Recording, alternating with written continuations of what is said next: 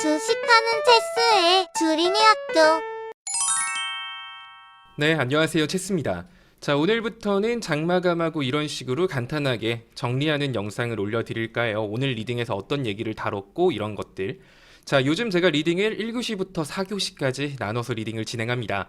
자, 1교시에는 보통 여러분들한테 장전 시황, 오늘 체크할 이슈라던가 이런 걸 체크해드리고 있고요.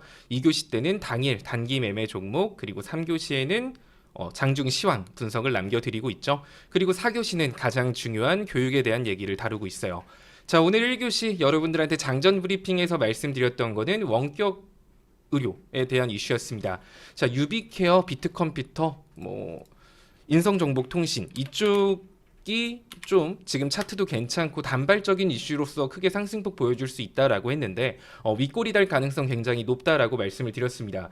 저는 사실 241선 이 정도에서 막힐 줄 알았는데 생각보다 잘 가더라고요. 어쨌든 장중에 1%로 시작했던 유비케어 같은 경우는 26%까지 올라갔다가 8% 반납하면서 윗골이 달고 끝났고요.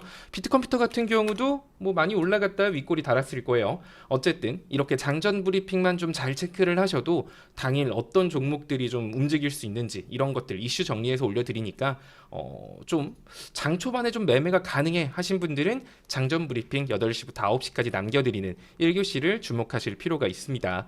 자, 그리고 2교시에는 당일 단타 종목을 말씀드리는데 제가 지난주 금요일날 여러분들한테 말씀드렸던 게 GSE예요.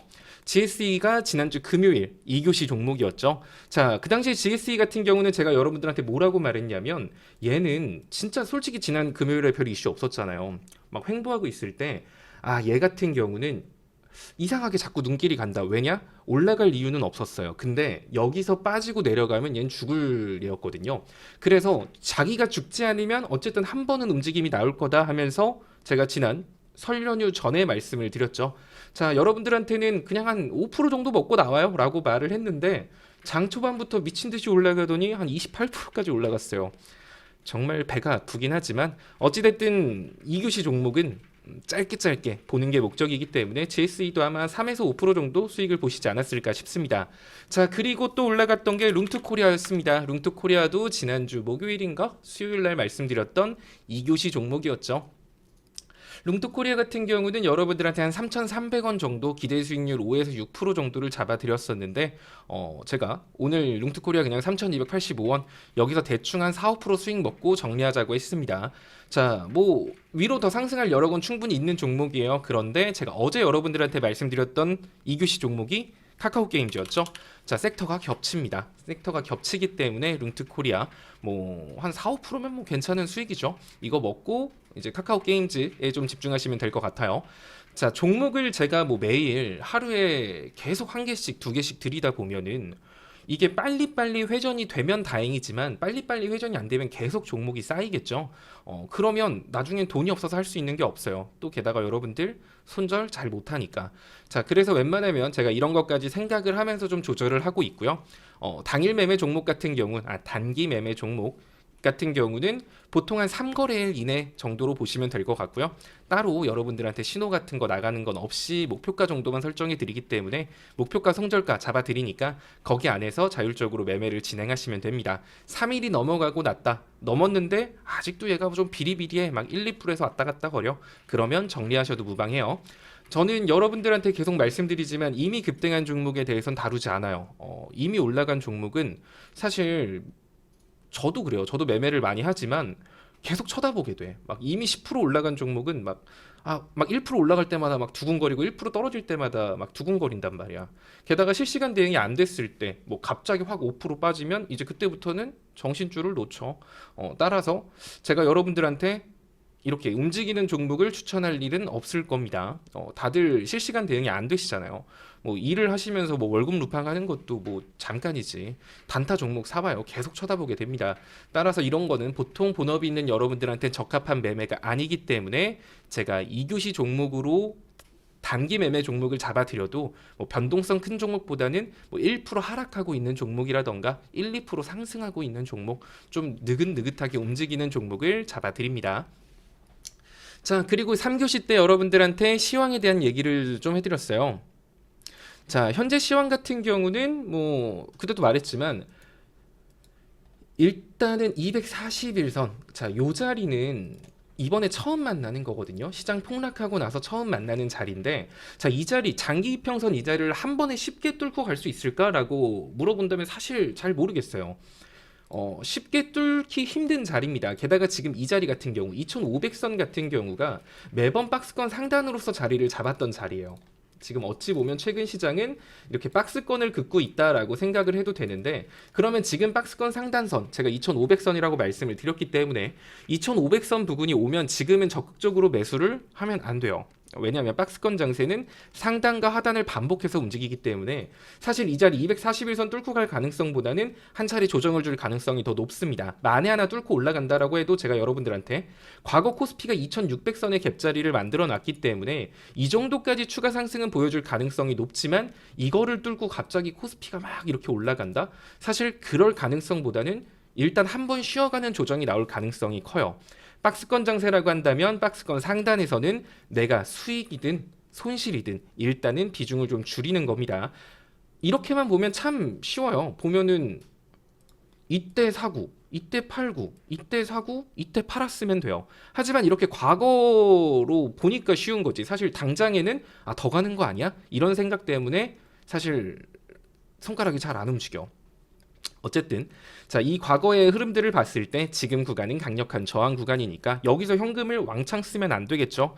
여기서는 일부 현금을 만들어 놓는 게 포인트고요. 어쨌든 2600선까지는 올라갈 수도 있어요. 근데 이제 개인적으로 2600까지 좀 갔으면 좋겠네.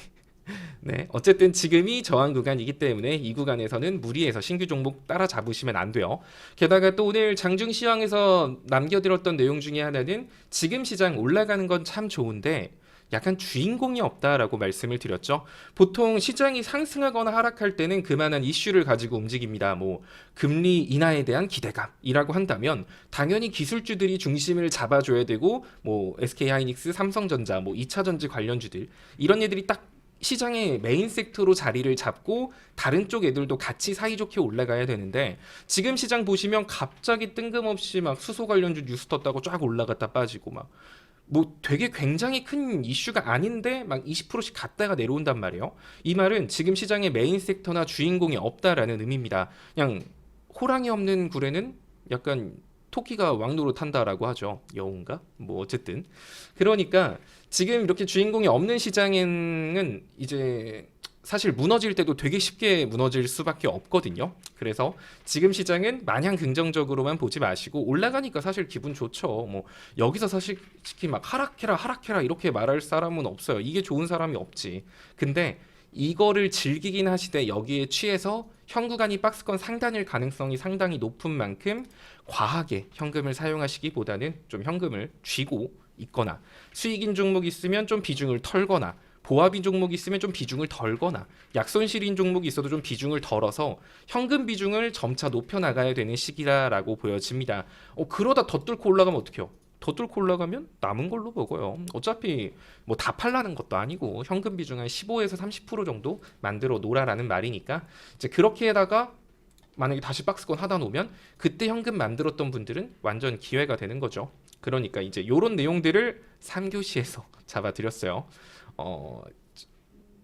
이게 또 말하면 또 길어져. 약간 내가 영상을 찍으면은 쓸데없이 말이 길어지는 경향이 좀 있는 것 같아요. 어쨌든 글로 한번 확인하시면 될 것 같고, 오늘 4교시에는 여러분들한테 볼린저 밴드에 대한 교육을 진행했습니다. 뭐 체험반 같은 경우는 볼린저 밴드 교육을 진행했고요. 가족반 같은 경우는 철강 관련 이슈, 여기에 대해서 어떤 관련주들이 있는지, 현재 종목 구간은 어떤지, 이런 거에 대해서 체크해 드렸습니다. 자, 볼린저 밴드 여기서 교육하면 또 1시간 걸려 영상으로. 위로 올려서 한번 확인해 보시면 될 것 같고요. 자, 이렇게 1교시부터 4교시까지 8시부터 3시 반까지 꽉꽉 채워서 교육 리딩 하고 있습니다. 자, 주식은 누구 돈으로 하는 거죠? 뭐 제 돈으로 하나요? 아니요. 여러분들 돈으로 하는 겁니다. 여러분들 돈으로 하는데, 여러분들이 모르고 투자를 하면 그건 투자라고 할 수가 없을 거예요. 그냥 도박이지. 여러분들이 힘들게 번 돈 쉽게 쓰지 마세요. 모르면 배워야 돼요. 근데 모르는데 그냥 막 남한테 의지만 하고 싶어. 사실 이런 분들의 끝도 항상 뻔해요. 잘 될 때는 최스님이 최고예요 이러다가 장 안 좋으면 저 때문에 손실 준 거는 좀 생각을 잘 안 해. 그냥 뭐 죽일 놈 되는 겁니다. 남한테 의지만 하는 투자는 항상 끝이 좋지 못해요. 여러분들이 알고 하셔야 됩니다. 제가 여러분들한테 이렇게 글을 남겨드리고 영상을 찍어드리는 것도 여러분들이 스스로 주식을 하라고 이렇게 남겨드리는 거니까 길더라도 지루하더라도 제가 최대한 재밌게 해볼 테니까 꼼꼼히 읽고 따라오시면 많은 거 배우실 겁니다. 자, 다들 오늘 하루도 고생 많으셨고요. 지금 제가 말해드렸던 이 모든 내용은 다 방에 글로써 남겨져 있어요. 그러니까 한번 이렇게 쭉쭉 위로 올려서 확인도 해보시고 하시면 도움 되실 겁니다. 다들 오늘 하루도 주식시장에서 고생 많으셨어요.